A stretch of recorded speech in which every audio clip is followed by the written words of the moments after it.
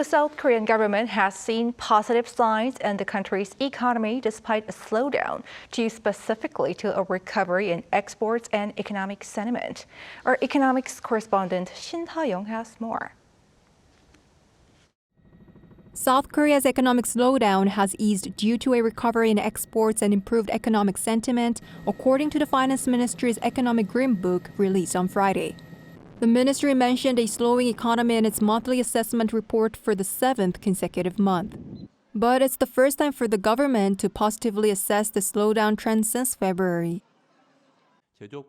As there's been an improvement in the manufacturing sector and exports, we have used a more positive expression for the economic assessment compared to last month. However, due to the unfavorable weather conditions in July and August, we added that there may be monthly fluctuations as a constraint factor in the report.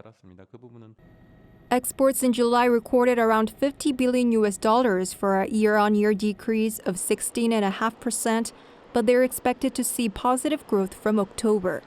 Due to the decline in global energy prices, imports last month also decreased by more than 25%, resulting in a trade surplus for the second straight month.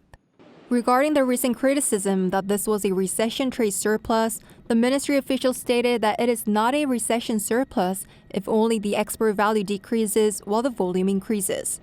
Instead, he added it was more accurate to describe it as a trade surplus driven by stable oil and energy prices.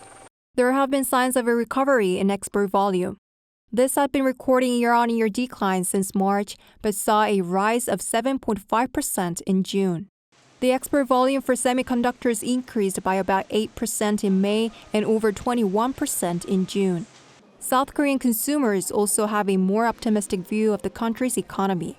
The Composite Consumer Sentiment Index rose 2.5 percentage points in July from the previous month. Meanwhile, the Finance Ministry said global economic uncertainties remain, including monetary tightening, the prolonged war in Ukraine, and volatility in raw material prices.